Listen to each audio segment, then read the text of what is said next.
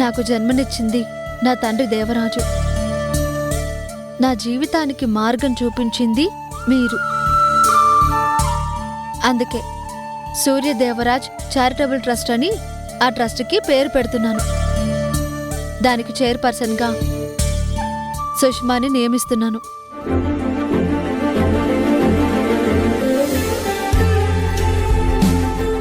వద్దొదినా, నేనందుకు అర్హురాల్ని కాదు.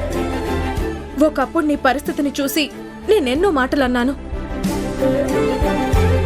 డబ్బున్న ఇంట్లో పుట్టాను కదా అని మీ లేనితనం గురించి నేను ఎన్నో విధాలుగా అవమానించాను. నువ్వు ప్రాణంగా చూసుకున్న గోపిని కూడా నీ నుంచి దూరం చేయాలని ప్రయత్నించిన మూర్ఖురాల్ని నేను. అలాంటి నాకు ఇంత అరుదైన గౌరవాన్ని ఇవ్వద్దు వదినా. చూడమ్మా, నీ తప్పేంటో నువ్వు తెలుసుకున్నావు. మా ఇంటి మనిషివి నువ్వు. అందుకే నేను పెడుతున్న ట్రస్ట్కి నిన్ను చైర్పర్సన్గా నియమిస్తున్నాను.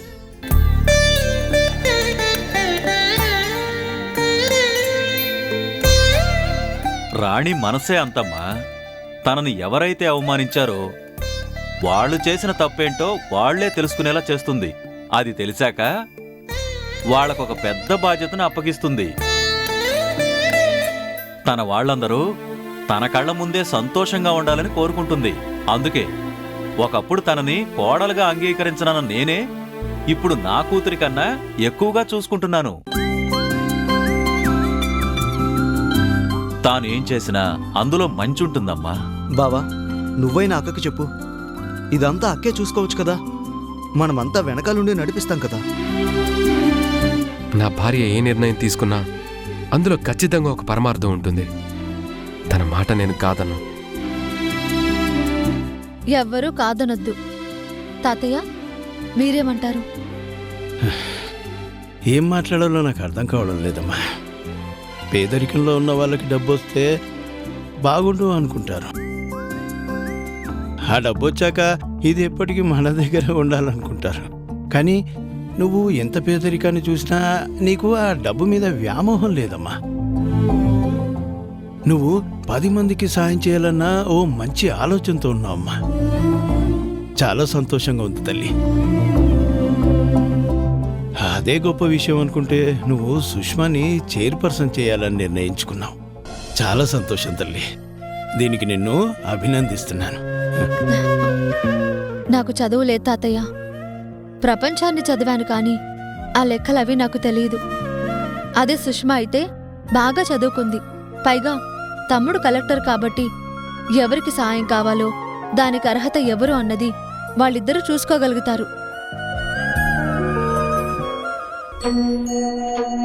అలా నిజంగా అవసరమైన వాళ్ళకి నా ట్రస్ట్ ద్వారా సాయం అందుతుంది. కాబట్టి ఈ బాధ్యత సుష్మాకి అప్పచెప్తున్నాను. తమ్ముడు, నువ్వు మాత్రం కాదనకూడదు. అక్క,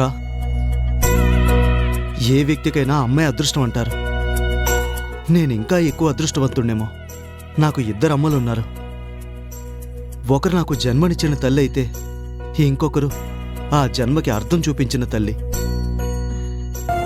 నిన్ను అక్క అని పిలిచినా నాకెప్పుడూ అమ్మలానే కనిపిస్తావు. అమ్మ మాటనే నేనెప్పుడూ కాదన్నా. ఏవండి, ఆ పేపర్స్ ఇవ్వండి.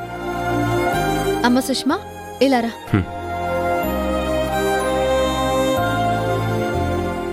ఇక్కడ సంతకం పెట్టు.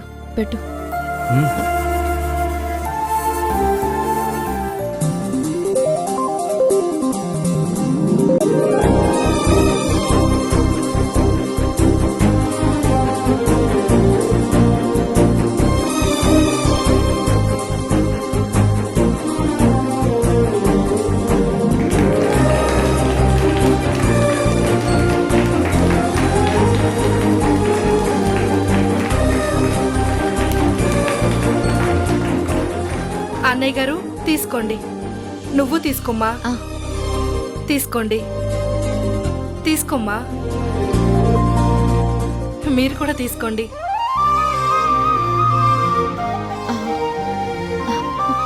తమ్ముడు,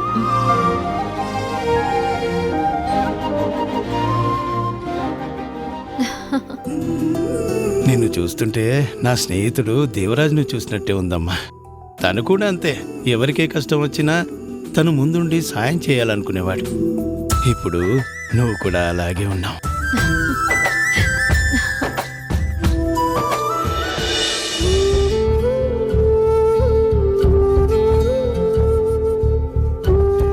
అంకుల్ ఎప్పుడు పొద్దున్నే లేచేవారు, అలాంటిది ఇంత టైం అయినా ఈరోజు లేవలేదేంటి?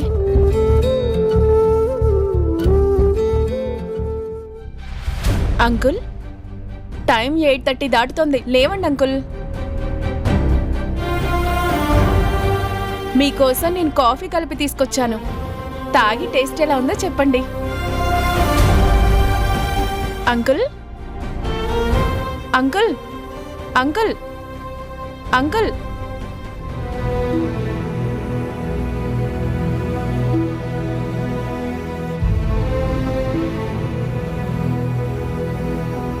అంకుల్, లేవండి. ఏంటి అంకుల్, ఒళ్ళంతా ఇంత వేడిగా ఉంది? జ్వరం వచ్చిందా? అయ్యో, నాకు తెలియలేదే.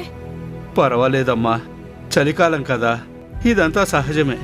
నువ్వేం భయపడకు. కాస్త ఓపికొచ్చాక బయటికి వెళ్ళి టాబ్లెట్స్ తెచ్చుకుంటాను. మీకింత జ్వరంగా ఉంటే మీరు బయటికి వెళ్తారా? ఉండండి, నేనే వెళ్ళి తీసుకొస్తాను. వద్దమ్మా, నీకెందుకు అనవసరమైన శ్రమ, నేను వెళ్తానులే. లేదంకుల్, నేను వెళ్తాను. మీరు ఈ కాఫీ తాగుతూ ఉండండి. ఇప్పుడే వెళ్ళి నేను టాబ్లెట్ తీసుకొస్తాను. హా? ఆ,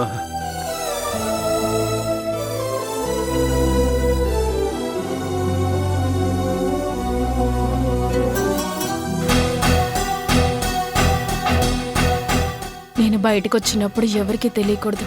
నేను బ్రతికే ఉన్నానని ఏ చిన్న క్లూ దొరికినా వర్ష వచ్చి నన్ను ఇంటికి తీసుకువెళ్ళిపోతుంది. నేను ఆ ఇంటికి వెళ్ళాను అంటే వంశీ, వర్ష ఎప్పటికీ ఒకటి కారు. వాళ్ళ పెళ్లి జరిగి వాళ్ళు ఒకటైన తర్వాతే నేను బ్రతికున్నానన్న నిజం ప్రపంచానికి తెలియాలి.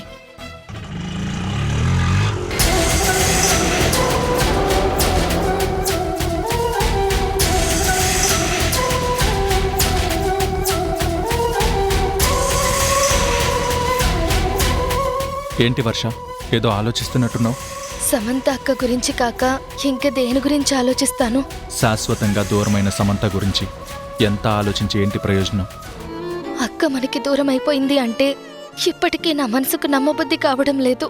కానీ అది జరిగింది అనడానికి రుజువులు ఉన్నాయి కదా. పోలీసులు మొత్తం ఎంక్వైరీ చేశాకే చెప్పారు కదా. నిజమే వంశీ, కానీ అలా జరిగింది అంటే ఒక రకంగా కారణం నేనే అనిపిస్తుంది. చూడు వర్ష, నీ వల్ల ఏ తప్పు లేదని అందరం చెప్పాం. ఇంకా నువ్వు పదే పదే దాని గురించి ఆలోచించడం కరెక్ట్ కాదు.